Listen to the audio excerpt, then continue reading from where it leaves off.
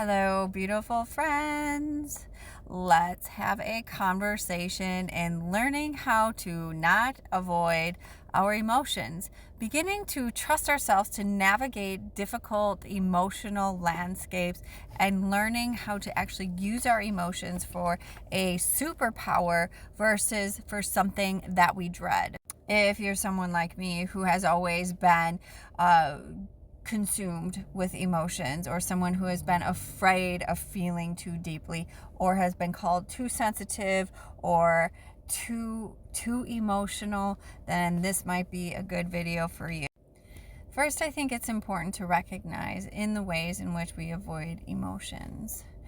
We see everything as a distraction, whether that be scrolling through social media, whether that be emotional eating, whether that be using substances, whether it is being in relationships or that are not healthy, or just behaviors in general that typically are not healthy for us. There is an emotional drive behind all of that. Even in the attempt to avoid emotions, it is still that attempt to avoid emotions is still driven by emotions. Everything in our life, all of our choices are fueled by either a desire to create a certain emotion or a desire to run away from a certain emotion. And the real empowerment becomes when we start to learn what ways our emotions are driving our behavior.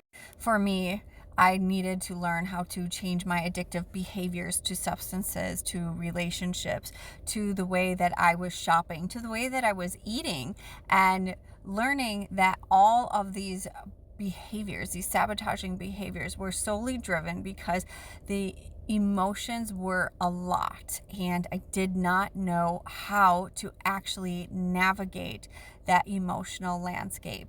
I felt like I would be consumed by emotions. I often felt that if I started to cry, that I would never stop crying. I also felt that I was being ostracized by being so emotional, and that I was actually often looked at as the crazy one because of how big my emotions were.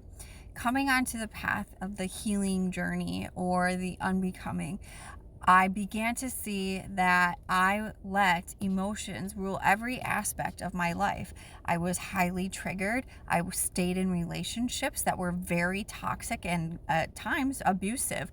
I continued self-destructive patterns to all substances, and realized that all of these were because I did not know how to cope with the emotions that I was having.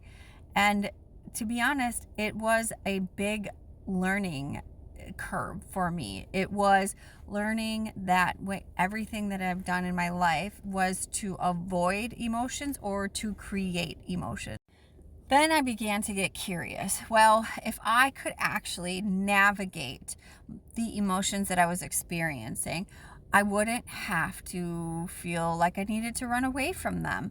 If I could actually trust myself in the emotionalness that I was having, I could begin to make choices that were actually aligned with me, with what I truly wanted. Because everything that I had wanted, I continued to push away because of how emotional I would get. All of my emotions were valid.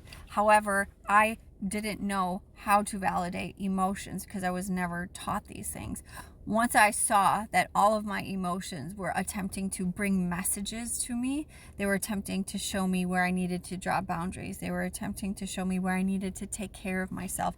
They were attempting to show me how to actually be there for me, to stop abandoning myself, and how to begin listening to me and to what I was actually experiencing versus seeing the emotions as enemies. So how do we even begin to identify emotions, and how do we even begin to learn what emotions we are feeling? So there are actual steps to begin taking this, to begin learning to unpack the emotions that happen. So every time I would feel a big emotion, I would slow down and I would identify what the emotion was. So there's a feeling wheel that helped for me to actually point to and identify the areas in the emotions that I was experiencing. Next, I was actually able to see that I needed to expand my horizon, my vocabulary on feelings, right? We have more than just angry, sad, hurt, and happy. There are a plethora of many different spectrum of emotions. And once I could identify, I could then identify my emotion. I could then identify what the emotion was teaching me. So again, if I was angry, was it because somebody had crossed a line? Was it because I needed to draw a boundary? Was it because I felt someone betrayed me because I didn't uphold boundaries? If I was sad, was it because I felt like I lost something? If I was sad or felt like I was grieving, what was it? What was the feeling that I was losing exactly? Or what did I feel that I was losing? So each of those began to show me different needs that I had. Once I could then identify the emotion, identify what it was that I needed, I could then begin to identify, okay, so this is what I need to do in order for me to not let the emotions rule what I am experiencing. A way in which we can actually learn to not identify to our emotions, because we are not our emotions. We are a person experiencing emotions. The emotions are there to move through us, to move us in ways, to be a directional guide. Okay, so where it's a directional guide to our inner fulfillment and the way that we actually learn how to experience life. Life is meant to be a full spectrum of emotions, yet we avoid those emotions because we really don't know how to control them. Once I understood all of the messages and once I understood exactly what these emotions were attempting to guide me towards or guide me away, I allowed myself to have the emotions. I allowed myself to feel them, to honor them, to witness them, but not become them. Things began to move through so much lighter for me, where I recognize I can have these feelings, but they are not me. I do not need to make choices based on my emotions.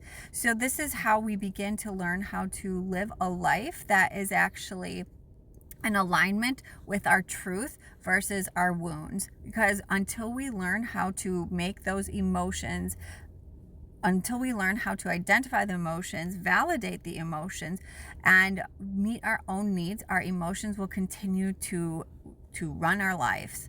They will continue to make those choices for us, which is not an empowered state. And no, suppressing and avoiding emotions, doing the running away from them does not help anything. In fact, it continues to layer on those emotions after layer after layer after layer, and it becomes more and more difficult to actually address them. If you are wanting more guidance through this, I have a 55-page emotional alchemy journal, which helps us to learn to turn the pain that we have into a purpose. It teaches us how to identify the emotion, where the emotion is felt, and also how to move through the emotions and not tie our identity and the way that we are to emotions. Again, this allows for us to be able to harness life and to be able to experience life at the full spectrum of all experiences. The emotional alchemy journal is in my link, and you can find that. Again, that is for free, and if you need any other guidance, you can check that out in my link or in my bio as well. And until then, I'm sending so much love.